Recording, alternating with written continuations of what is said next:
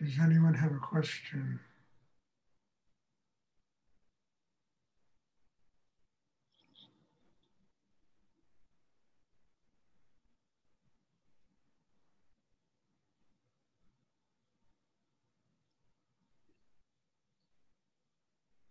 Stuart, can you, even though you do talk about this a lot, can you just talk about transcendence? Because you usually say slightly different things, and it's nice to hear. Well, I spoke about this yesterday or last time we had a class, yesterday. No, Monday. Uh, look, um,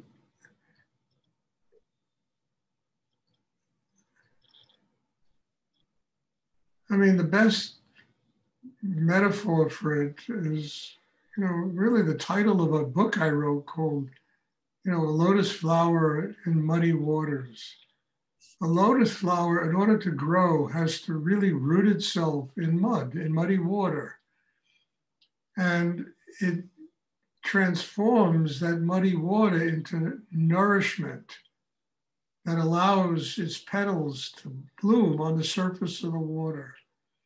Now, this is a very good metaphor for transcendence because basically we all kind of live in muddy waters. We have health problems, we have relationship problems, we have economic problems, and we have to swim in that water and learn how to be as intelligent as a lotus flower, to transform it into petals that open and embrace the sun.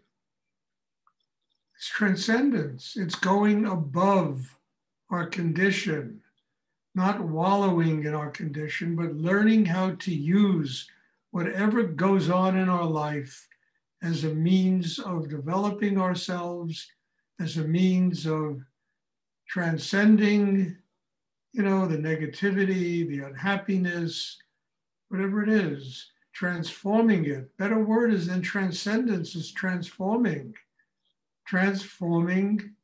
the mud into a lotus flower. To me, it's basically all about that.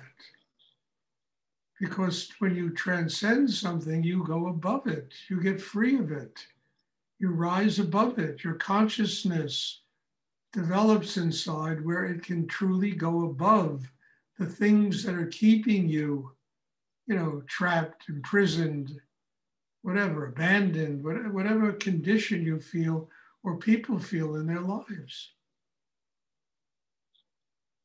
So look, that's what this meditation is all about. It's maybe one of the most important things I ever learned from Rudy, how to transform my muddy water into a steward who has grown to serve God. And trust me, there was enough muddy water when I was a kid that I thought I was going to drown,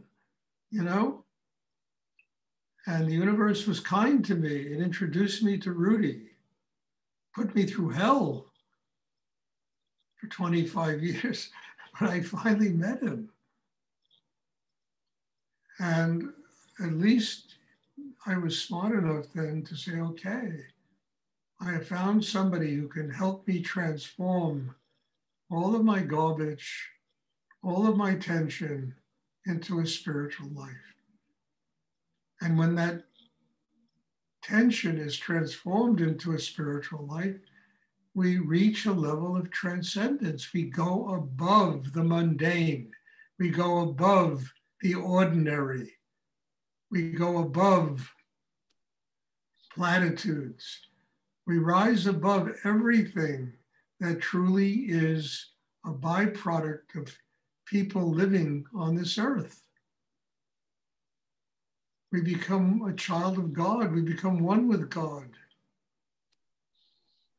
It's transcending karma. It's transcending this whole mishmash of, labyrinth of tension and problems that manifest in the lives of just about every human being. And for whatever reason, we have to go through that. The lotus flower has to be born in muddy water. You know? And we also have to go through whatever we have to go through in order to learn about life and to learn how to transform it. That it's not positive and negative, it's just energy. And it's only negative because that's the way we perceive it. You know, as I talked a lot last week about how spirit is just energy. It's not positive, it's not negative, it's not right, it's not wrong. It's just energy that flows from the fountainhead of the universe into every human being in the form of Shakti. You know, how it's used in life depends upon the development of a person inside themselves. So we take this Shakti, this creative force that is giving birth to everything in this universe. And depending upon how we've been conditioned in life and how our inner workings are developed, that's how we use that energy. And if people are neurotic inside, they're crazy, they're depressed, they're unhappy, that's how they're going to use the energy. And so it gets back to our responsibility to open and develop a chakra system that's strong enough so that that energy flows through us and it manifests as love, as joy, as sweetness, kindness. That's also transcendence. It's going above the ordinary way that people usually live in life, which is dumping their garbage on each other.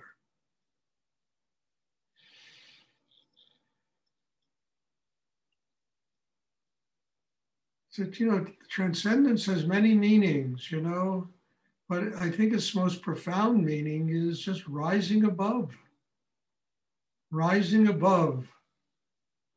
everything that imprisons us in our karma, rising above our karma, which, strange as it might sound, is our karma, to rise above whatever we are.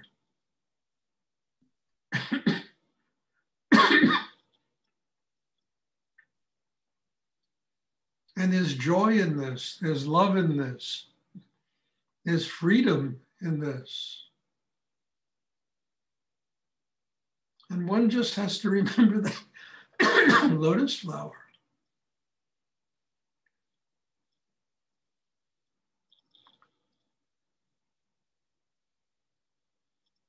I mean, look, I was kind of born in muddy water. I mean, I was born in the tenements of the Bronx. I don't know if any of you know about the South Bronx. Excuse me. It's a pretty depressed place. And I had to fight my way out of that. Rudy was born in, excuse me 1 second. Rudy was born in East New York, Bedford-Stuyvesant, you know, it's a slum. Especially when he was younger, my God, you know. When I was younger, the South Bronx was, you know, verging on a, I remember I wrote a book called Three Rivers. And the first section of the book was about kids growing up in the South Bronx.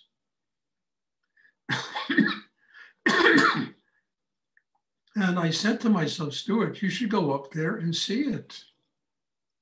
And I'll never forget that experience. Driving down the street that I was born on, looking at the building that I lived in for 18 years, that was a burned out shell, completely charred, totally empty.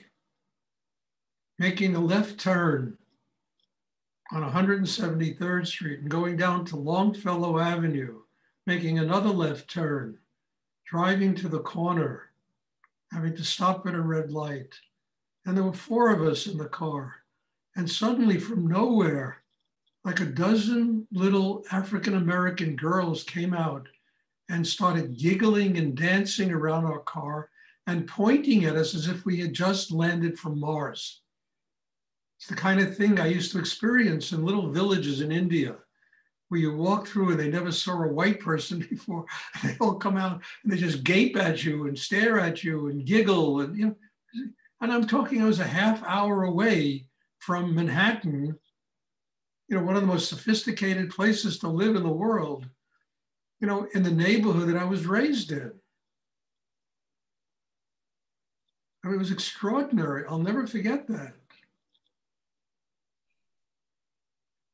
And when I was raised in that neighborhood, it seemed like the entire world. You know, when I drove through it that time, it was so tiny. It was so tiny. And it was kind of like that lotus flower in muddy water. This is what nurtured the first 18 years of my life. And if it taught me nothing else, it taught me that I needed to do something extraordinary with my life. And not just grow up and live in some kind of normal way, you know? It was truly, again, the lotus flower that emerged from muddy waters. And we're all that way. Once your heart opens, you're a lotus flower. Once there's love inside you, there's joy inside you, there's gratitude to God for the life you've been given, you become a lotus flower. And it turns out a lotus flower is the symbol of Buddhism, Tibetan Buddhism.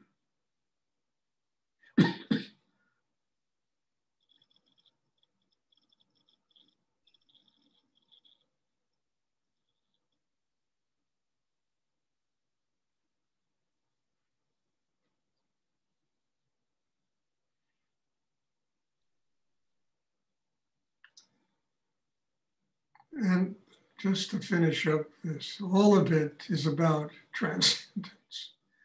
It's about going above.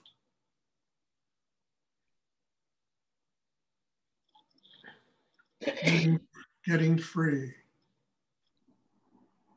Does anyone else have a question? Thank you, Stuart. I just want to say my dad grew up in the South Bronx, and I grew up at the tip of Coney Island. So everything you said was so perfect. Thank you. Yeah, Rudy grew up in Bedford-Stuyvesant in East New York, you know? I mean, now it's a high-priced place to live with all those beautiful brownstones that they have there. When he was a kid, it was an absolute slum.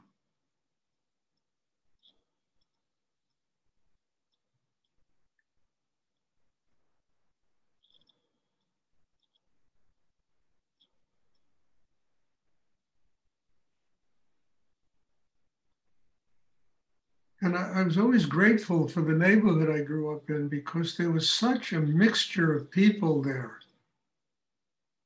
So many different kinds of people, races, religions. You know, you had to grow up colorblind living in that neighborhood. You know, and I used to be a pretty decent basketball player when I was younger. And I used to I used to love to play with all the black guys, you know, that I knew because they were great. You know, these guys were terrific ball players. And I really enjoyed playing with them. But they also came out of the slums 5 blocks away from where I used to live.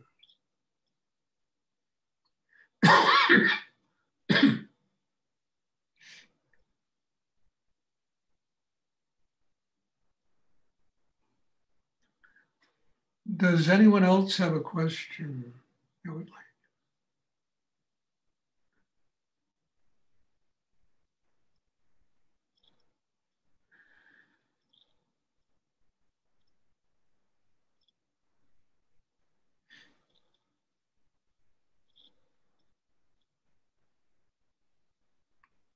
I remember years ago, they made a movie called Fort Apache. I don't know if you ever saw that movie, but it was about a police station in the Bronx And when I was a kid, you know, the police came to my neighborhood and rounded us all up, and you know, and we had a basketball team that used to play in that police station. There's a movie about this place that was like living in, it was like hell, you know, what used to go on there.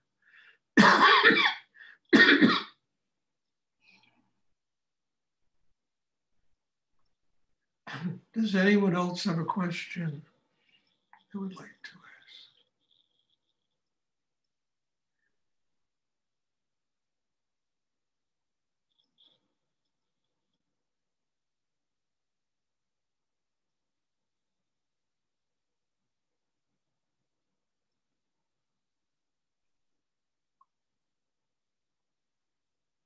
And yet a lot of my friends, when I was younger, shouldn't go on, you know, they wanted to get out of the Bronx.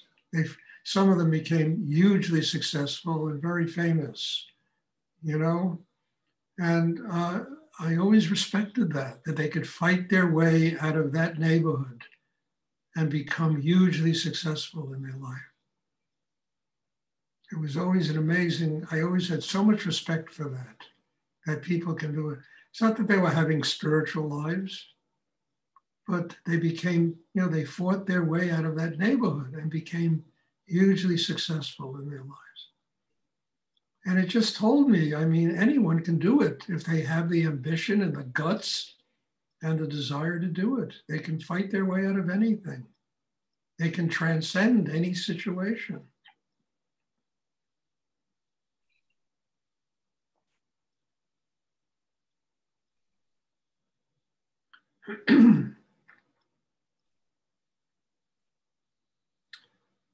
Does anyone else have a question they would like to ask?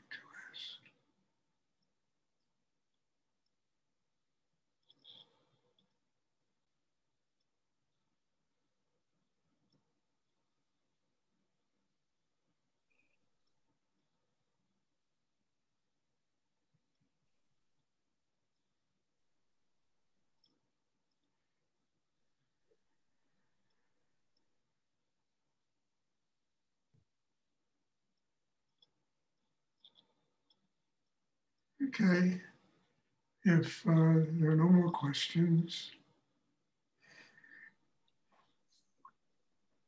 You know, I really love these classes, and you know, and it's hard, it would be hard to do them without you all.